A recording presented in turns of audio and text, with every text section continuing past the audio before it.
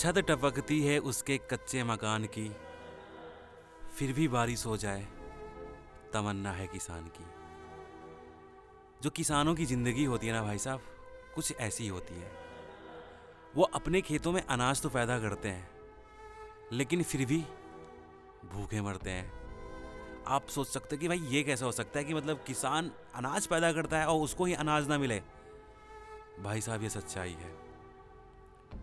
किसान हम सबका पेट भरते हैं, वो अनाज पैदा करते हैं, लेकिन किसानों की असली ज़िंदगी क्या है, क्या आप सभी ने सोची होगी?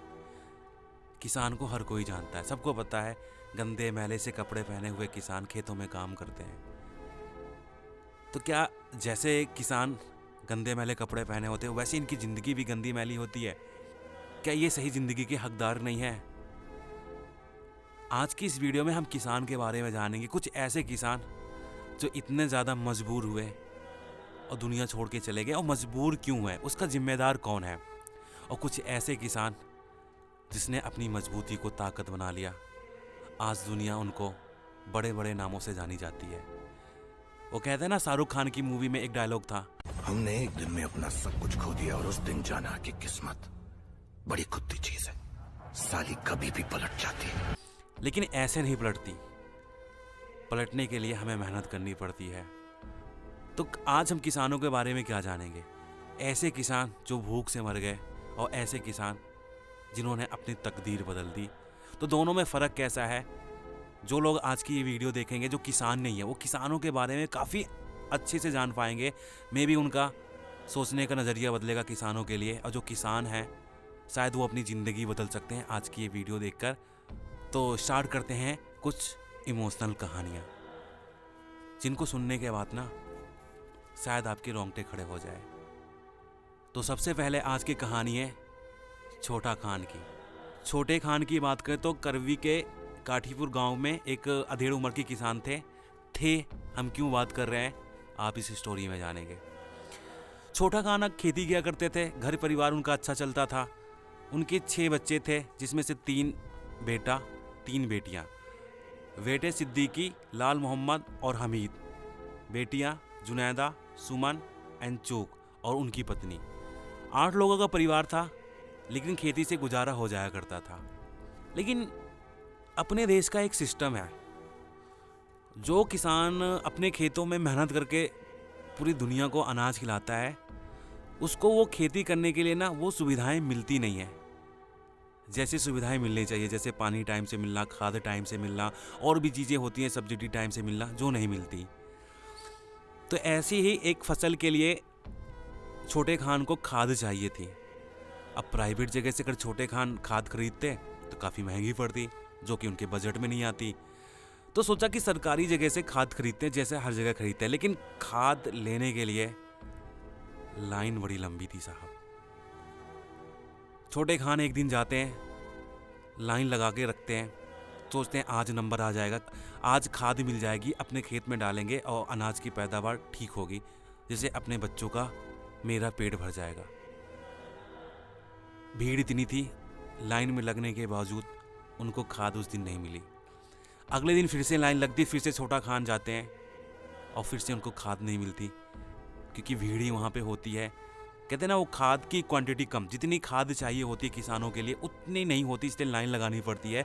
ऐसे 2-3 दिन निकलता है, थक हार के जब लगता है कि उनकी फसल बर्बाद हो रही है खाद के बिना, अब इतना अनाज भी पैदा नहीं होगा कि उनके बच्चे पूरे साल पेट भर के खाना खा सकेंगे। उनके खेत के बगल में एक पेड़ होता है, जो पेड़ लोगों को फल देता है। उस पेड़ की एक डाल से फंदा, फांसी, वही सारी चीज़ें। मैं खुल के नहीं बोलूँगा, बस आप इतना समझ लो, छोटे खान सिर्फ खाद की वजह से दुनिया छोड़ के चले जाते हैं।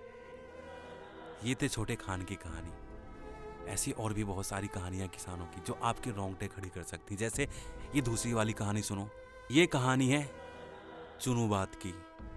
हरीमपुर जिले के सुमेरपुर थाना आर्थिक तंगी चुनू बात। आर्थिक तंगी का ना आप कई बार जिक्र सुनेंगे जब भी किसानों के बारे में आप बात सुनेंगे। चुनू बाद के पास 3 बीघा खेत थे, इनकी उम्र 50 साल थी। उस 3 बीघा खेत से तो अनाज इतना होता था कि वो खुद खाना खा सकें, अपने बच्चों को खाना खिला सकें। लेकिन जब उनकी बेटी बड़ी होती है तो होता है ना, बाप की जिम्मेदारी भी तो कंधों पे होती है। तो चुनू बाद ने अपनी बेटी की शादी करने के लिए, उनके पास ग्रीन कार्ड था, उस ग्रीन कार्ड से 2 लाख रुपए का लोन लेते हैं। वो 2 लाख रुपए भी बेटी की शादी के लिए कम पड़ते हैं, क्योंकि हमारे देश में एक दहेज का भी तो प्रथा है। खाने के पैसे हो या ना हो, बेटी की शादी करनी है तो दहेज तो देना पड़ेगा। तो 2 लाख रुपए उनकी बेटी की शादी के लिए कम पड़ रहे थे। जो 3 बीघा खेत था, गांव के साहूकार जिनके पास पैसे होते हैं, उनको वो 3 बीघा खेत गिरवी रख दिया, वहां से 90,000 का लोन और ले लिया। चुनू बाद ने अपनी बेटी की शादी तो कर दी, अपनी बेटी का तो घर बसा दिया, लेकिन उधर बैंक का कर्जा और खेत भी गिरवी। जब खेत गिरवी रख दिया तो उस खेत में खेती कर भी नहीं सकते। अब जब खेती नहीं कर सकते तो अनाज कहाँ से आएगा? अब कर्ज का पैसा लौटाने तो दूर की बात है, अब उनके पास अनाज ही नहीं आ रहा था कि वो पेट भर सके। जो किसान अपना पेट नहीं भर सकता, वो किसी का कर्जा कहाँ से लौटाएगा? चुनू बाद ने बोला भी मेरा खेत मुझे गिरवी कर दो, मैं उसमें मेहनत करूंगा, मजदूरी करूंगा, आपका कर्जा वापस कर दूंगा। लेकिन वो कहते हैं ना, बैंक साहूकार लोन देने का तो एक धंधा बना रखा है। 2 लाख रुपए दो, 2.5-3 लाख वसूलो। चुनू बाद इन सब चीज़ों से परेशान हो गए। बस उनको एक चीज़ की खुशी थी, चलो उनकी बेटी का घर बस गया, कोई बात नहीं, अपनी ज़िंदगी यहीं ख़त्म कर लेते हैं। और चुनू बाद वही करते हैं, कर्ज से परेशान अपनी ज़िंदगी ख़त्म कर देते हैं। वो कहते हैं ना ज़िंदगी रहेगी, ना कर्जदार कर्ज मांगने आएंगे। तो सोच लो, 2,90,000 के लिए एक किसान इस दुनिया को छोड़ देता है। और बहुत से ऐसे लोग हैं जो एक छोटी पार्टी करते हैं तो उसमें भी 10 लाख का खर्चा कर देते हैं। अगली कहानी है कानपुर देहात के रसूलाबाद नगर पंचायत के 50 वर्षीय किसान इंद्रपाल भदौरिया की। इंद्रपाल भदौरिया की जो ज़िंदगी थी बहुत अच्छी चल रही थी, उनके पास खेत भी थे, बाग भी थे, सब कुछ बढ़िया चल रहा था। लेकिन वो कहते हैं ना, गरीबों के पीछे सब कोई हाथ धो के पड़ जाता है। जब कोई गरीब होता है, अगर खुश होता है ना, जो बड़े बड़े लोग होते हैं ना, उसमें से बहुत सारे ऐसे लोग होते हैं जिनसे गरीबों की खुशियां देखी नहीं जाती। और ऐसे ही इंद्रपाल भदौरिया की खुशियों पे नज़र लगी। उनके बाग पे अवैध कब्जा करके कुछ बड़े लोगों ने वहाँ से मिट्टी निकालना शुरू करी। मिट्टी इसलिए निकाल रहे थे जिससे वो ईंटें बना सके, ईंटें बना के बेच सके, खुद का तो पैसा तिजोरी से भरता रहे। लेकिन इंद्रपाल भदौरिया का पेट खाली होता रहे, पैसों से नहीं, अनाज से। क्योंकि भैया जब उनके बाग पे कब्जा कर लिया, आप मिट्टी निकालने लग गए तो क्या होगा? तो ऐसे में किसान के पास एक रास्ता होता है कि चलो अपनी सरकार के पास गुहार लगाते हैं और सरकार उनकी बात सुनेगी। क्योंकि हर बार इलेक्शन में तो यही होता है ना, सरकारें तो कोई भी हो ये कहती हैं हम तो किसानों के साथ हैं, लेकिन कहने में और करने में बड़ा फर्क होता है। इंद्रपाल भदौरिया हर जगह जाते हैं, सरकार के पास गुहार लगाते हैं, बोलते हैं मेरा खेत मुझे वापस करवा दो। वो लोग मुझे खेत पे मुझे बागदानी नहीं करने दे रहे हैं, जिसकी वजह से हमारा बड़ा नुकसान हो रहा है, बच्चे भूखे जा रहे हैं। लेकिन वो कहते हैं ना, जहाँ जहाँ इंद्रपाल भदौरिया शिकायत करने जाते हैं, वहाँ वहाँ बड़े बिजनेसमैन पैसा भर के आ जाते हैं। तो पैसे के आगे चलती किसकी है? वो कहते हैं ना, पैसा ऐसी चीज़, खुदा से बस 19 और 20। जो भी अधिकारी होते थे उनको पैसे मिल जाता था बिजनेसमैन से, और फिर इंद्रपाल भदौरिया की बात सुनी नहीं जाती। इन सब से परेशान होकर इंद्रपाल भदौरिया को लगता है कि अगर हम ऐसे ही हार गए तो हमारी ज़िंदगी तो बर्बाद है, हमारे बच्चों की भी ज़िंदगी बर्बाद होगी। तो कुछ तो ऐसा करना पड़ेगा। चलो ठीक है, हम रहें या ना रहे, हमारे बच्चे तो खुशहाल रहे, इनके हाथ से अपना बगीचा तो लेना है, अपना बागवान तो लेना है जिससे हम खेती कर सकें। तो इंद्रपाल भदौरिया को बस एक रास्ता दिखता है, मौत का रास्ता। सोचते हैं कि जिंदा रहते हुए मेरे सरकार मेरी बात नहीं सुन रही, क्या पता मर जाऊं तो सरकार मेरी बात सुन ले। फिर उसके बाद होता यही है, इंद्रपाल भदौरिया एक लेटर लिखते हैं, मेरी मौत का जिम्मेदार ये सिस्टम है, ये सरकार है, ये बिजनेसमैन है। और मैं बहुत दौड़ा, बहुत परेशान हुआ, मेरी ज़मीन मेरे पास आ जाए जिस पे अवैध कब्जा कर रखा है, लेकिन किसी ने मेरी बात नहीं सुनी। इसलिए हम इस दुनिया को कह रहे हैं अलविदा। और इंद्रपाल भदौरिया इस दुनिया को छोड़ जाते हैं। हालांकि उनके मरने के बाद सरकारें जागती हैं, उन पे काम होता है, लेकिन ये जिंदा रहते हुए भी काम हो जाता। अगर ये सिस्टम सही से काम करता, घूसखोरी, पैसों, इन सब चीज़ों के लालच में ना आता, तो आज एक किसान अपने परिवार के साथ खुश होता। तो ऐसी और भी कहानियां हैं जो आपके रोंगटे खड़ी कर देगी कि जो हमारे किसान हैं, जो पूरे देश को अनाज खिलाते हैं, उनकी ज़िंदगी में क्या क्या तकलीफ़ें आती हैं। मैं बताने को तो 100 कहानियां बता सकता हूँ, आप सुनते भी रहोगे, लेकिन बताने का मतलब इतना है कि सोच का नज़रिया बदलना चाहिए।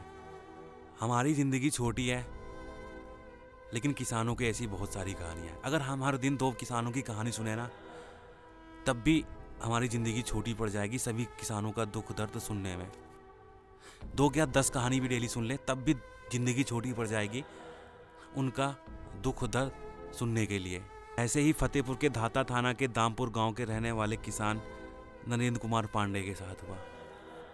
बैंक से 5 लाख रुपए लिया था लोन, कर्ज उतार नहीं पा रहे थे, और यही बैंकें जो बड़े बड़े बिजनेसमैन का लाखों करोड़ों का कर्जा माफ़ कर देती हैं, वो नरेंद्र कुमार पांडे जैसे जो 5 लाख का कर्जा लिए होते, उनको थोड़ी सी मोहलत, थोड़ा सा टाइम और नहीं दे पाती कर्जा अदा करने के लिए, और उस पर दबाव बनाती है। और इसी दबाव के चक्कर में नरेंद्र कुमार पांडे भी इस दुनिया को छोड़ जाते हैं, क्योंकि उनको पता है यार बैंक टाइम देगा नहीं, मोहल्ले में बेइज्जती। मतलब किसान कितना सोचता है कि मोहल्ले में बेइज्जती ना हो, और भी बहुत सारी चीज़ें सोचता है, लेकिन बैंक इतना भी नहीं सोचता कि चलो ठीक है, थोड़ी सी तो मोहलत दे देते हैं यार, किसी के मर जाने से उनका पैसा थोड़ी ना मिल जाएगा, तो थोड़ा सा टाइम ही दे देते हैं। अरे करते हो ना बड़े बड़े बिजनेसमैनों का करोड़ों माफ़, तो ऐसे ही कभी कभी किसानों को कर दिया करो। मैं सही बता रहा हूँ, ऐसे ही कहानी बताते बताते मैं थक जाऊँगा, आप भी सुनते रहोगे। आई थिंक अब आपकी सोच में थोड़ा बहुत तो फ़र्क पड़ा होगा। अभी एक और लास्ट कहानी समझते हैं, जानते हैं, फिर आगे बढ़ते हैं। ये कहानी है प्रीतम की। काफ़ी नौजवान बंदा था, इसने सोचा कि हम कुछ अलग करते हैं, खेती तो करते हैं लेकिन कुछ अलग करते हैं। और अलग करने के लिए आपको पता है कि कहीं ना कहीं थोड़ा बहुत तो पैसे की ज़रूरत होती है। तो प्रीतम जो उत्तर प्रदेश के ललितपुर ज़िले के युवा किसान हैं, इन्होंने सोचा कि उड़द की खेती बढ़िया करते हैं, और फिर उड़द को बेचकर थोड़ा सा अलग निकलते हैं, थोड़ा सा पैसे बनाते हैं, कमाते हैं, क्योंकि पैसा हर कोई बनाना चाहता है, हर कोई कमाना चाहता है। कुछ अलग करने की सोच थी, और इस चक्कर में थोड़े बहुत उनको पैसे चाहिए थे, और 60,000 ओनली 60,000 का लोन लेते हैं प्रीतम उड़द की खेती करने के लिए, और उड़द की खेती करते हैं। लेकिन कहते हैं ना, बंदा सोचता है कुछ और होता है कुछ। बिन मौसम बरसात होती है बिन मौसम, उड़द के खेत बर्बाद, पूरी फसल बर्बाद। जहां प्रीतम पैसा बनाने चले थे, पैसा कमाने चले थे, वहीं पे पूरी फसल बर्बाद होने की वजह से बहुत बड़ा नुकसान होता है प्रीतम के लिए। अमीरों के लिए नहीं, अमीरों के लिए तो 60,000 में एक दिन वो अपने बच्चे के बर्थडे पे कभी कभी केक ही मंगा देते हैं 60,000 का। तो अब प्रीतम को लगता है यार ये 60,000 रुपये वापस कैसे करेंगे। सोचो, एक बंदे के पास 60,000 ओनली 60,000 रुपये वापस करने का जुगाड़ नहीं है, और नौजवान किसान उस 60,000 को वापस न कर पाने की वजह से परेशान हो जाता है और दुनिया को छोड़ के चला जाता है। तो ऐसे है हमारे किसानों की दरबदर की कहानी। जमीन जल चुकी है, आसमान बाकी है, सूखे कुएं तुम्हारा इम्तिहान बाकी है, बादलों बरस जाना समय पे इस बार, किसी का मकान गिरवी है तो किसी का लगान बाकी है। अभी हमने थोड़ा सा ऐसी कहानियों के बारे में सुना जो हर दिन हर महीने हमारे किसानों के साथ होती रही हैं, लेकिन अब कुछ ऐसी कहानियाँ जो अपनी मुसीबतों से आगे निकले और अपनी तकदीर बदलती। आप लोगों में से किसको पता है नवाजुद्दीन सिद्दीकी एक किसान के बेटे हैं? मैंने नवाजुद्दीन सिद्दीकी का नाम इसलिए लिया क्योंकि वो आज किसी के पहचान के मोहताज नहीं है।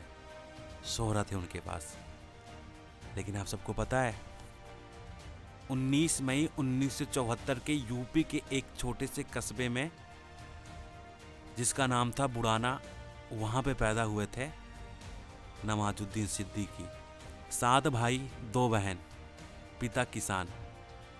बड़ा परिवार था, पिता किसान था, इसलिए बचपन बहुत ज़्यादा अच्छे से गुजरा नहीं था नवाजुद्दीन सिद्दीकी का। खेतों में मेहनत करी, किसान बने, फिर दिल्ली आए, एक्टर बने। आप सबको पता है, नवाज के मुंह से इंटरव्यू में भी सुना होगा कि वो जब थिएटर में काम करते थे तो उन्होंने सिक्योरिटी गार्ड की भी जॉब करी है। तो नवाज की मुश्किलों के बारे में हर कोई जानता है, क्योंकि नवाज फेमस हो गए। जब कोई फेमस हो जाता है तो हम उनके बारे में जानते हैं कि ये किसान का बेटा था, आज यहाँ पे पहुँचा। लेकिन बहुत से ऐसे हमारे किसान भाई हैं जो फेमस तो नहीं हैं, लेकिन अपनी ज़िंदगी में बदलाव ज़रूर ला सके। नवाज की तरह नहीं, लेकिन नवाज से कम भी नहीं। जैसे राम सरर वर्मा, यूपी के एक किसान है जो कि 10वीं फेल है, लेकिन वो अपनी सोच और मेहनत की वजह से आज बहुत आगे निकल गए। यूपी के राजधानी लखनऊ से सटे बाराबंकी जनपद में रहने वाले राम सरर वर्मा 6 एकड़ खेती से शुरुआत करी। इन्होंने कुछ अलग किया। इन्होंने सोचा कि हम खाद वाद यूज़ नहीं करते और जैविक खेती करते हैं, क्योंकि आजकल जैविक अनाज, जैविक प्रोडक्ट के काफ़ी ज़्यादा डिमांड है। और श्रवण कुमार वर्मा यही करते हैं। 6 एकड़ खेती से स्टार्ट करते हैं। शुरू में बहुत मेहनत करते क्योंकि खेत कम होता है, लेकिन फिर धीरे धीरे उनकी मेहनत रंग लाती है। उनके अनाज की डिमांड बढ़ती है, क्योंकि हर कोई आज जैविक खाना चाहता है, जिसमें मिलावट ना हो, खाद पात से बनाई चीज़ें ना हो, खाद पात से पैदा करी हुई चीज़ें ना हो, क्योंकि वो लोगों की सेहत के लिए अच्छा होता है। और ऐसा करते करते उनके अनाज की बहुत ज़्यादा मांग होने लगी। आज वो 6 एकड़ से 300 एकड़ में खेती करते हैं और जैविक खेती बहुत ज़्यादा बढ़िया करते हैं। एक टाइम पे वो भी बहुत ज़्यादा परेशान रहते थे, अपने पिता के साथ खेती किया करते थे, लेकिन होता कुछ नहीं था। खाने भर के अनाज मिल जाए वही बहुत होता था। लेकिन आज राम सरर वर्मा ने अपनी ज़िंदगी बदल दी और 2019 में केंद्र सरकार ने राम सरर वर्मा को पद्मश्री से भी सम्मानित कर चुकी है। वो जैविक खेती करते हैं, केमिकल का यूज़ नहीं करते। तो श्रवण वर्मा जैसे ना आप भी अपनी किस्मत बदल सकते। कुछ अलग करना होगा। मेहनत तो सारे किसान करते, लेकिन सोचना कुछ अलग तरीके से होगा कि ऐसा क्या कर सकते हैं जैसे वो इस गरीबी से आगे निकल सके। ऐसे एक कहानी मैं और बताता हूँ आपको, राजस्थान के जैसलमेर में रहने वाले हरीश धनदेव की। हरीश धनदेव एक सरकारी नौकरी करते थे। उनको लगता था यार खेती होती में क्या होगा, सरकारी नौकरी में उनका बहुत बढ़िया चलता था। लेकिन कहीं ना कहीं किसान का बेटा होने की वजह से उनके दिल में खेती तो थी कि कभी मौका मिलेगा तो खेती ज़रूर करेंगे। ऐसे एक बार दिल्ली में एक किसान सम्मेलन था, उसमें बहुत सारी अलग अलग चीज़ें सीखते हैं हरीश धनदेव, जो कि जैसलमेर म्यूनसिपल काउंसिलिंग में जूनियर इंजीनियर थे। उन्होंने दिल्ली में जब ये सारी चीज़ें सीखी, जो एक एग्रीकल्चर एक्सपो लगा हुआ था, तो हरीश धनदेव ने ना सोचा कि कुछ नया उगाते हैं यार, क्योंकि राजस्थान में बाजरा, गेहूँ, सरसों उगाया जाता है, सारे लोग यही करते हैं और मार्केट में ज़्यादा अवेलेबल होने की वजह से इसकी कीमत भी ज़्यादा नहीं मिलती। तो हरीश धनदेव ने कुछ अलग किया।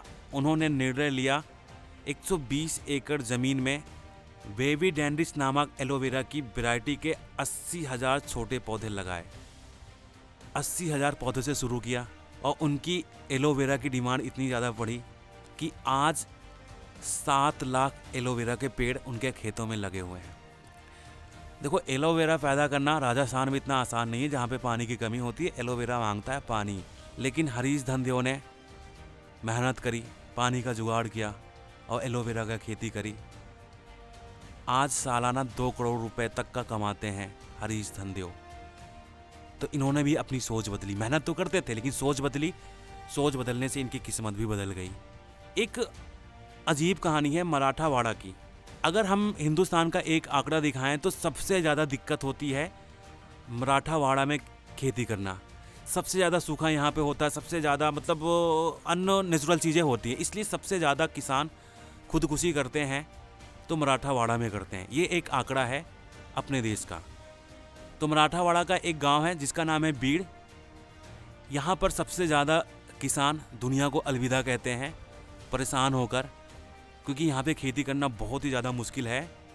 जैसे कि एक आंकड़ा है 2012 में मराठावाड़ा में कुल 2450 किसानों ने वही किया जिसको हम यूट्यूब पे बोल नहीं सकते खुल के, मतलब दुनिया को कह दिया अलविदा।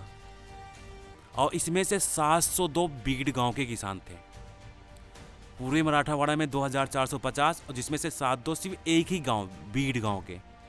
तो आप सोच सकते हैं कि यहाँ पे खेती करना कितना मुश्किल है, खेती करके अपने बच्चों को पालना कितना ज़्यादा मुश्किल है। और ऐसी ही गांव से, ऐसी ही जगह से एक किसान सबकी सोच बदल देता है, जिनका नाम है विश्वनाथ ब्योड़े। इन्होंने एक ऐसी उपलब्धि प्राप्त करी जिसको आप सोच भी नहीं सकते, या आप यूं कहें जहाँ पे लोग सोचना बंद करते हैं वहाँ पे विश्वनाथ ब्योड़े ने सोचना स्टार्ट किया। उन्होंने देखा कि हमारे गांव में सबसे ज़्यादा दिक्कत किसकी है, पानी की।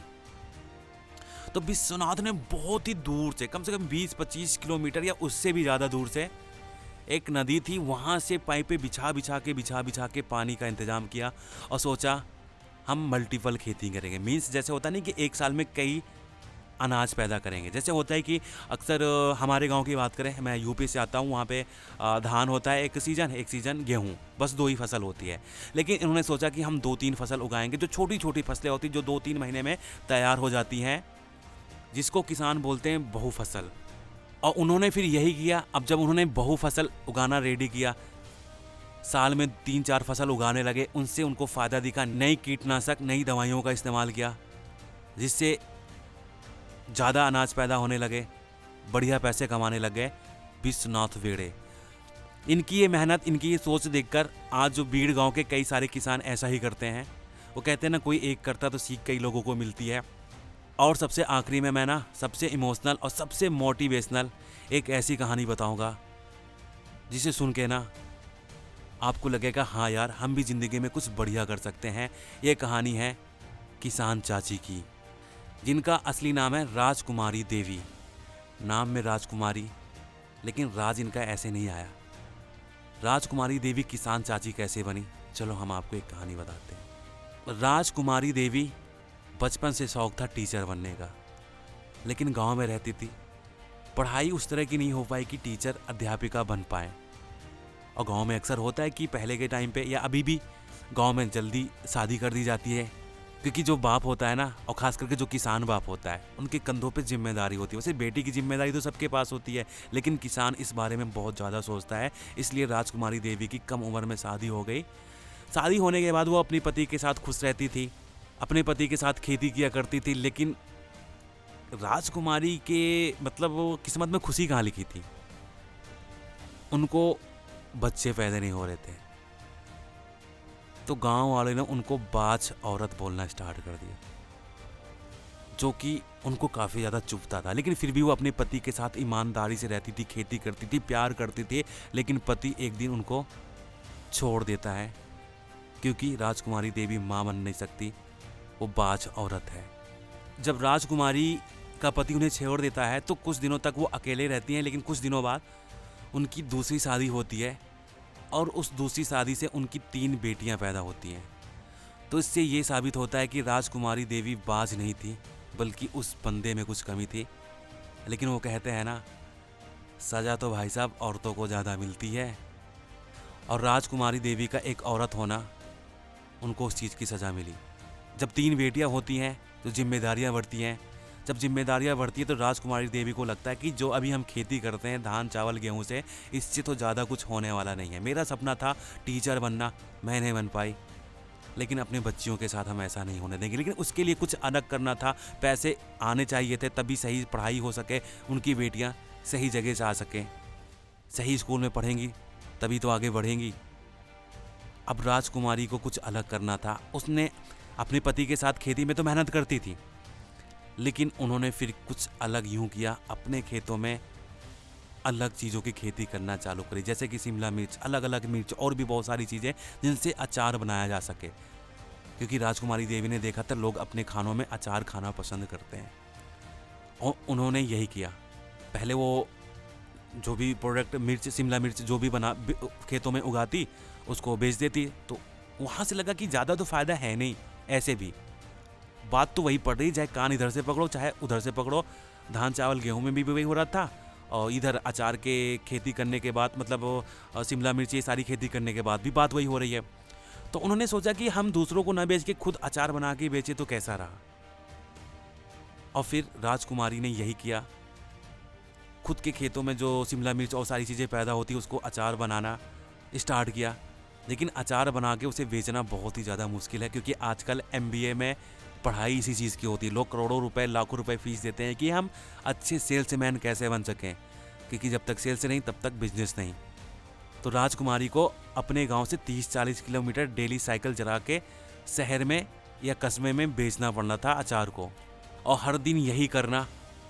एक दिन की बात हो तो अलग है, सालों साल, 2 साल, 5 साल यही करते रहना एक औरत के लिए, सोच लो कितना ज़्यादा मुश्किल रहा होगा।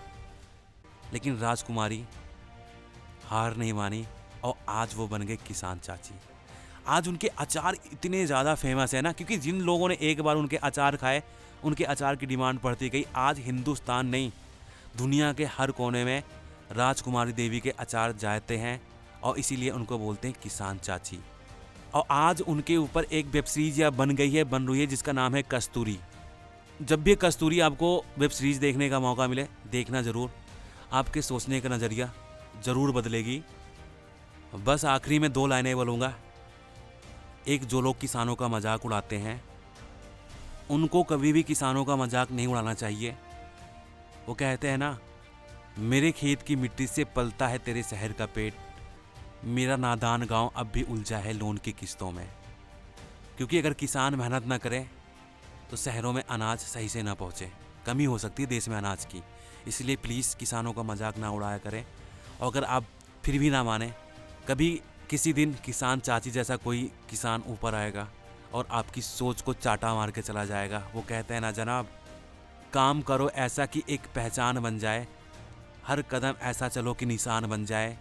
यहाँ ज़िंदगी तो हर कोई काट लेता है, ज़िंदगी जियो इस कदर की मिसाल बन जाए।